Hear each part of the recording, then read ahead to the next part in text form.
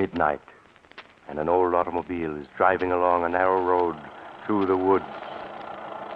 At a point where a second road, even narrower, crosses the first, the car stops.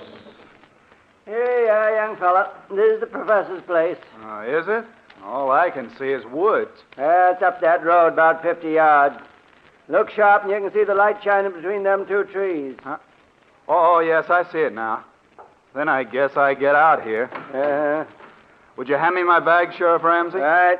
Here you are. Thanks. And that's $1 I owe you, right? Yep, thank you. You know the professor, do you? Yes. I was Professor Clark's laboratory assistant back in college 10 years ago. Oh. Why? I was thinking maybe you could drop a hint to him. A hint? What kind of a hint?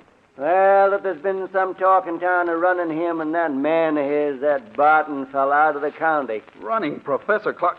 Oh, you're not serious. Yep. Of course, it's just talk. So far. But what has anybody got against Professor Clark? There isn't a milder man in the world. Well, maybe so, but folks has got wind of what happened at the state penitentiary over in Hillvale last year. Sheriff, you're talking in riddles. What did happen? The professor went over there when they hanged Richard, that hold-up killer. Uh-huh. And the warden gave the professor the murderer's brain. That's what happened. Well, what of it? Professor Clark is a great authority on nerve and brain tissues. Maybe he wanted it for research purposes. I'm not saying he didn't. I'm just telling you how folks are talking. They think he's keeping that brain in a big glass jar and making it grow. Oh, that's perfectly ridiculous. Well, they don't think so. They got the notion that brain is as big as a bull calf by now, and they're afraid someday it'll escape. Sheriff, for a minute I was taking you seriously. A brain as big as a calf? Oh, I'm not saying I ever believed it, but it'd be a good idea if the professor'd give folks the notion of what he's really doing in that laboratory of his, with that Barton fella to help him. Then maybe the talk would die down. I understand. All right, Sheriff, I'll mention it to him. Well, then I'll be getting on. Good night, young fella. Good night, Sheriff. Right up that road about 50 yards. You can't miss it.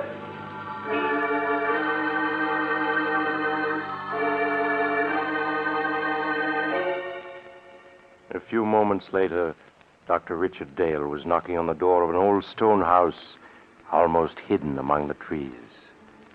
A frail, white-haired old man answered the door, an old man who could hardly speak in his joy as he gripped Richard Dale's hand.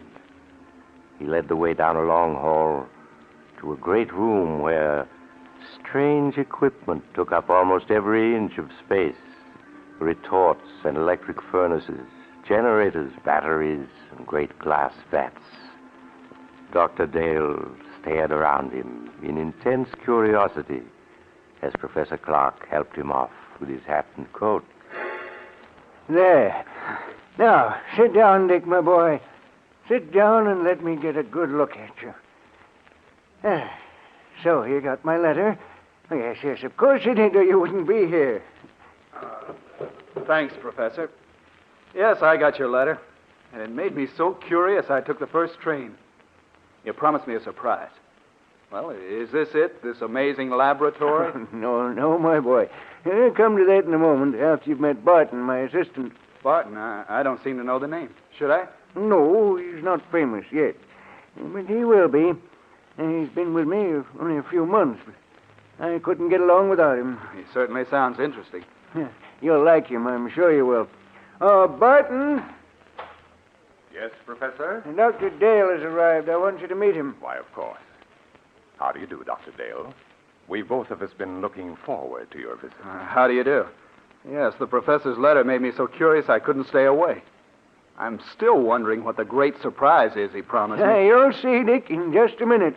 My curiosity's at fever pitch. Well, it's time to satisfy it. Barton, is Alpha making some coffee? Yes, he started it when we heard the car. Alpha? Who is he? Our general man of all work. Truly amazing fellow. Here he comes now.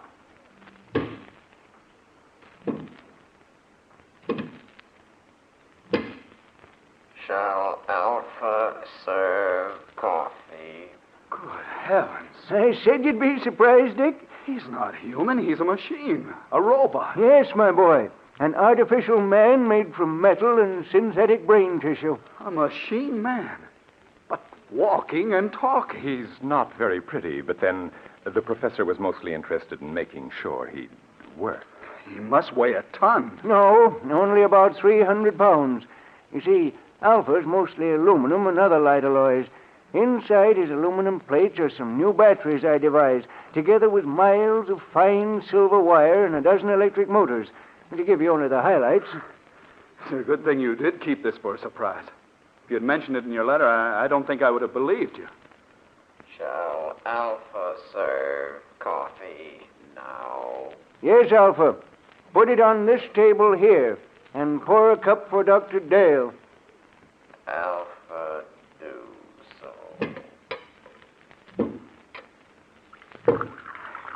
Still can't make myself believe it. Alpha poured coffee. Go on, Dick. Take it. Huh? Oh, yes, of course. Al, thank you. Alpha, this is Dr. Dale, our guest. Any orders he gives are to be obeyed. Alpha understands. He looks clumsy, but he poured the coffee as well as a man could. Yes, my boy, Alpha has capabilities you'd never suspect to look at him. Here, I'll show you. Alpha, Alpha hears. the fireplace needs more wood. Put on that big log there. Alpha do it.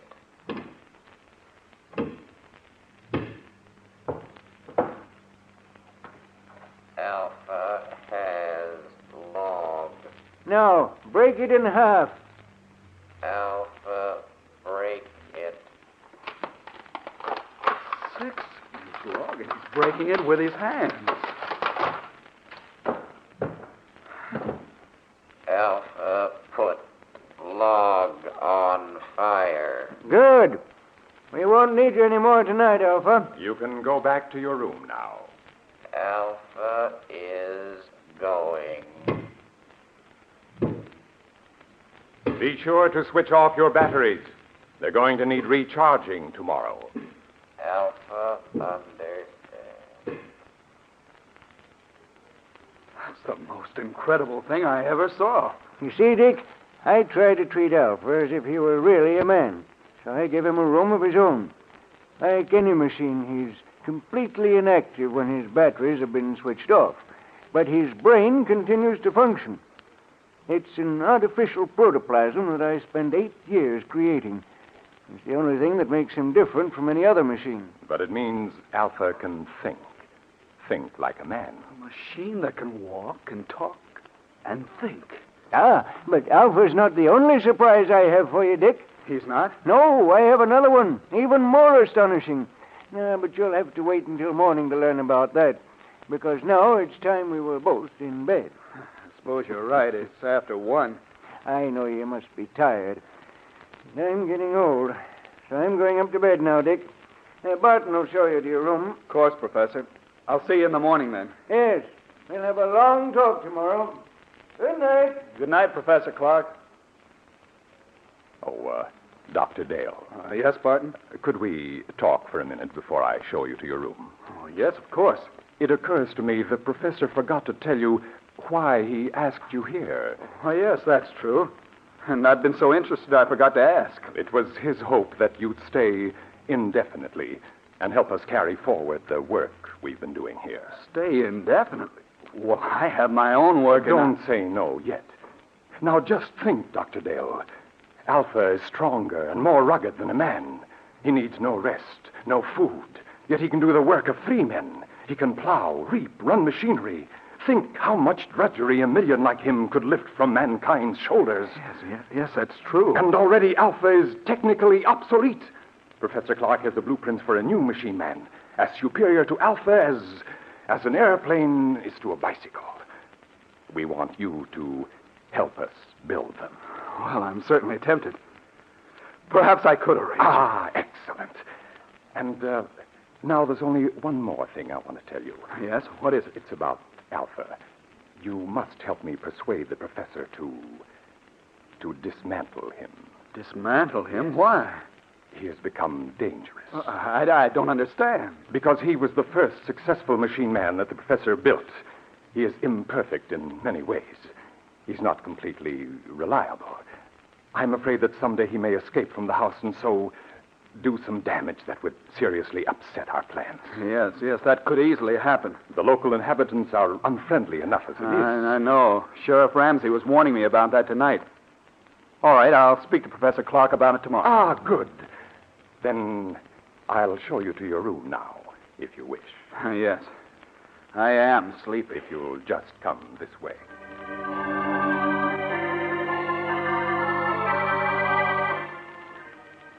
His mind in a whirl of amazement, Dr. Dale retired and finally fell into an uneasy sleep. How long he had slept, he did not know, when abruptly he woke with a scream ringing in his ears. Help! Dick! Help! Quick! The cry came from downstairs. Dr. Dale leaped from his bed and raced down to the lower floor. Dick! Help! Help me! In the lower hall, he found Barton hammering on the heavy door of the laboratory. Professor Clark! Professor Clark, what's wrong? Barton, what's happened? It's the professor. I heard him call for help. Yes, so did I. It woke me up. The door's locked. He must be in there, but there's no sound in there now. Well, we've got to break the door down. Yes. Put your shoulder beside mine. Right. You ready? Ready. And shut. Professor Clark, where are you? Professor Clark. He's not here. Yes. Here he is, lying on the floor beside the window. He's been murdered. It was Alpha. It must have been. No one else could have done it. But where is Al? The window. It's open. He went out that day. We've got to go after him. I'm afraid it's hopeless. At night in these woods, we couldn't possibly find him. No, you're right. It'll be morning soon. Then I think he'll come back. He knows that he can only go a few more hours before his batteries must be recharged. Then we can capture him and destroy him. But, Barton, why did he kill the man who created him? The professor must have come down to the laboratory for some reason. Occasionally, when he couldn't sleep, he would do that. He may have decided to make some more tests of Alpha. Yes, but that doesn't explain During why... the test, something must have occurred. When Alpha returns, we can find out. Poor Professor Clark. Well, we'll have to notify the police. There's only the sheriff. In any case, I think we should wait till morning and then report the professor's death as an accident. An accident? Yes. If the authorities learn the truth, our research may be stopped. And when Professor Clark has achieved so much, can we let it go for nothing? No, of course not. Dr. Dale, we must carry on his work for him. Yes, that's what he would want. Then you will help me continue it? You'll stay? Yes. Yes, I'll stay.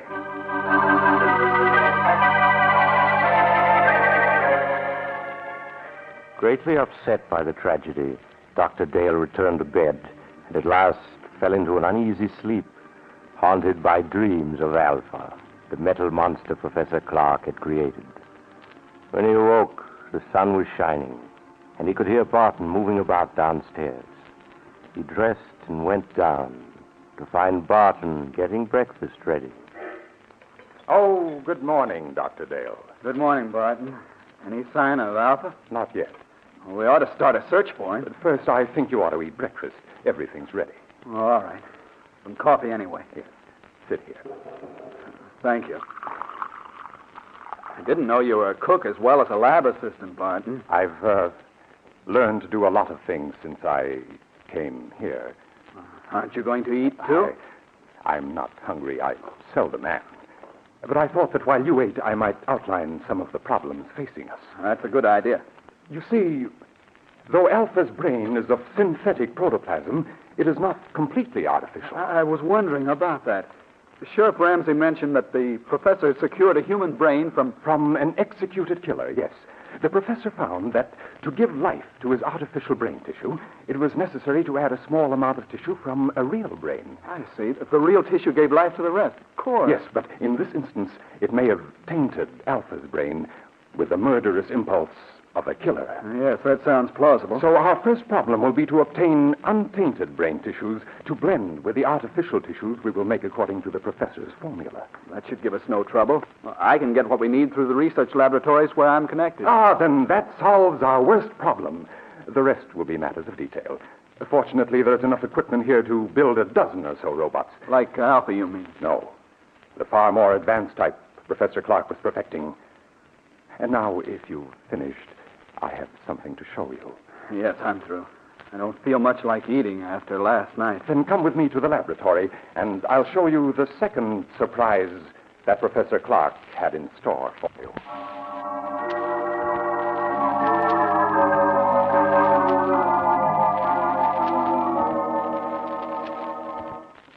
Here we are. Now, what I'm going to show you is in this box. Another robot? Yes. A second mechanical man the professor built a few months ago. This one, though, was a failure. You mean it wouldn't work? It worked too well. I don't follow. It was too intelligent. Professor Clark called it Beta. And Beta's brain power was greater than that of any human scientist who ever lived. But Beta was insane. Good Lord. He represented, however, a tremendous technical advance. Look. It looks exactly like a human being. Yes. Professor Clark used me for a model when he built Beta. It's an excellent likeness. Touch the face, Doctor. Oh, all right. It feels smooth and rubbery with a hard surface underneath. The surface is a new plastic Professor Clark developed with which he could imitate exactly the appearance of human skin. Underneath is an aluminum body on which the plastic was baked. I see. Beta's hair, eyes, and teeth are all artificial, too. But he walked and talked and acted so much like a human being that no man alive could have guessed his secret. No, he would have fooled me completely. And you say he was insane? From the human viewpoint, yes. He considered himself superior to the human race. With his enormous brain power, he intended to make himself ruler of the world. You're joking. Not in the least. That was why Professor Clark destroyed him just in time. He had made plans to take over this laboratory and construct dozens of mechanical men like himself. And then, with their help, he was going to enslave all mankind. Barton, if that could happen once, it might happen again.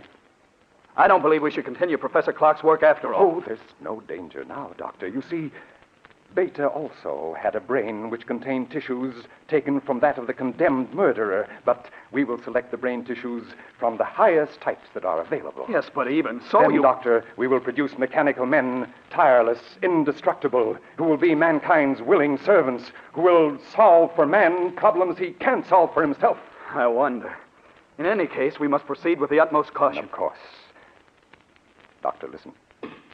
Someone's come into the house. It's Alpha. He's come back. Alpha, we may need a weapon, Barton. No, I can control him.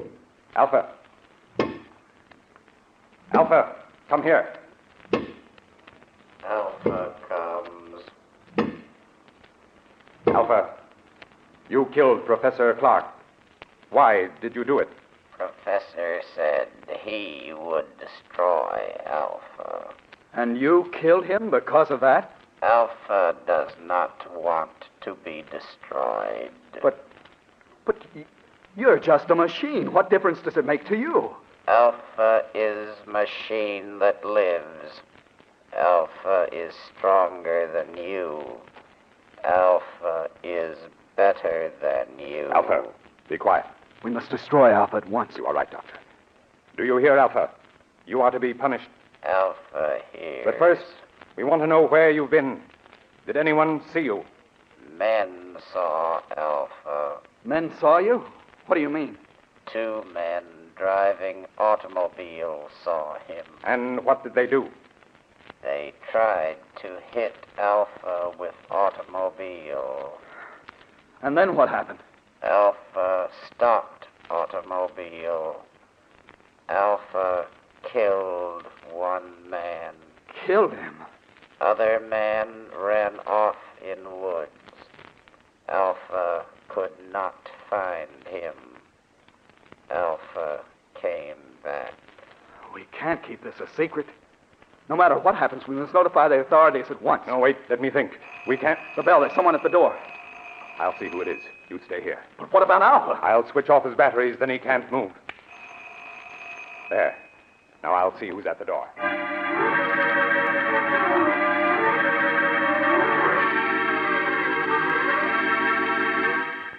Dr. Dale waited while Barton went to the door. He heard the door open and recognized the excited voice of Sheriff Ramsey speaking. Then a moment later, Barton came back into the laboratory followed by the sheriff, who held a revolver in his hand. But, Sheriff, if you'd only let me explain... Never mind that. You're coming with me, both of you. Dr. Dale, perhaps you can reason with the sheriff. He insists that we're under arrest. Yes, and I'm taking you to the lockup. The professor, too. Where is he? Professor Clark is dead, Sheriff. Dead. He was killed last night when an experiment he was engaged in went wrong. An experiment, huh? I suppose it was an experiment that crushed the life out of him. It crushed the life out of Jed Thompson an hour ago down the road and scared Fred Jennings so bad all he can do is jabber about monsters. It's true. The thing that killed both the professor and Thompson is an experiment. It's standing there behind... Behind... A machine. A man made out of machinery. Oh, don't be alarmed, Sheriff. It's perfectly harmless now. It is a machine man which Professor Clark built. Unfortunately, it got out of control. I don't believe it. I don't blame you, Sheriff, but that's the truth. I think I can convince you. What are you doing? Stand still. I'm simply going to switch Alpha on. There. Now he can move and speak as well as you and me. That thing talk. You're lying. You're up to something. Alpha, will you tell the sheriff that it was you who killed Mr. Thompson? Alpha killed him. He tried to hit Alpha with car. So that's what the professor was up to all this time. Building that thing. Now, Sheriff, surely you realize that we are not murderers. Maybe not, but you'll come to jail just the same. You're partly responsible anyhow. But, Sheriff... Anyway, it's for your own protection. There's a mob on its way out here from town. They're going to burn this place down. What? I got to put you in jail for your own safety. They're ready to lynch you right now. Burn the place down. That's what I said. So turn that machine thing off and come along. We ain't got much time. No. All this equipment, machinery, the professor's notes, they must not be destroyed. We must stop them. Yes, Sheriff, the loss to science... Never mind science. You got your own skins to worry about. That mob means business. Let's get started. I'm afraid we can't do that, Sheriff. You can't. I got a six-shooter here that says different. We have no choice, Barton. Oh, yes, we have. Alpha, take the gun away from this man. What are you doing? Stop him! Stop him or I'll... Oh, no! No! Let me go! Stop him! Too late. Too late, Dr. Dale. He's dead. Alpha crushed him. Yes, Dr. Dale. Now, you're a murderer. In a good cause. The life of one man or of a dozen men cannot stand in my way. You don't expect me to keep silent about this, do you? I think you will. Alpha. Alpha. He doesn't answer. His batteries have gone dead. That last burst of energy must have drained them dry. But it makes no difference. I think it does. A big difference. There, see this? It's Sheriff Ramsey's revolver with 3 bullets still in it. Now put your hands up. I must explain something to you, Doctor. You can talk, but if you move, I'll shoot. I only want to say that nothing is going to interfere with my plan to build more of the improved form of robots that Professor Clark perfected before his death. Robots who look and act so much like men, no one can detect them. They'll never be built. I intend to destroy all of Professor Clark's notes. They will be built by me. I shall build 10, 100, 1,000. Then I shall lead them with a superior intelligence to the mastery of the world. You're mad. Of course I should have guessed. No, Doctor, that's not the answer. I shall tell you the truth. And then you must die. Stand still or I'll shoot. You remember last night when the professor said he had another surprise for you? An even greater surprise than Alpha? Yes. That surprise, Doctor, was Beta, the second robot.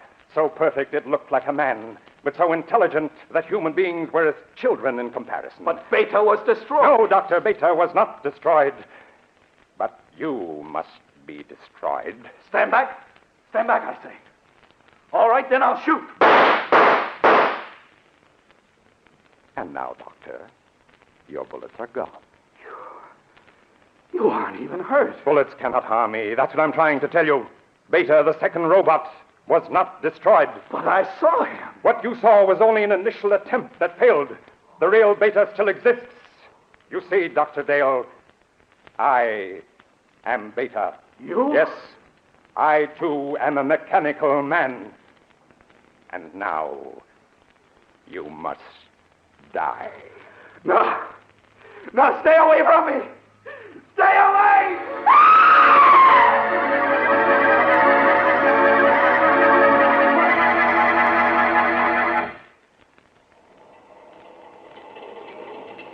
This is the mysterious traveler again.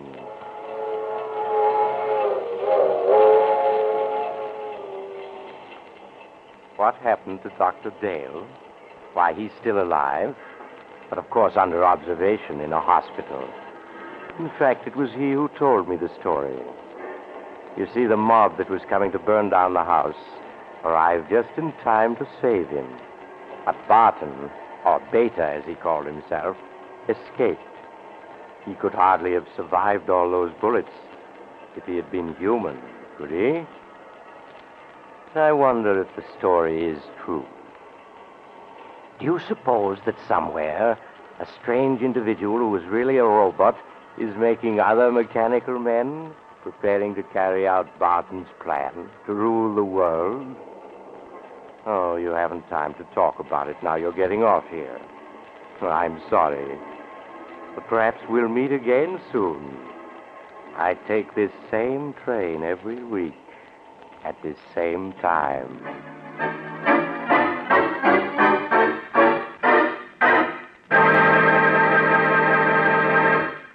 You've just heard Chapter 19 of The Mysterious Traveler, a series of dramas of the strange and terrifying, brought to you each week by station WOR. In tonight's story, Beware of Tomorrow, Will Hare played Dr. Dale, and Don Randolph played Barton. Also featured were Maurice Tarplin and Philip Clark. The Mysterious Traveler, written by Bob Arthur and David Cogan, is directed by Jock McGregor. Original music was played by Doc Whipple.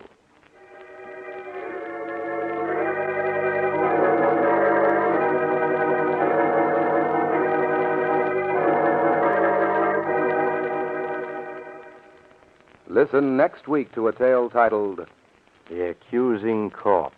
Another Tale of the Mysterious Traveler.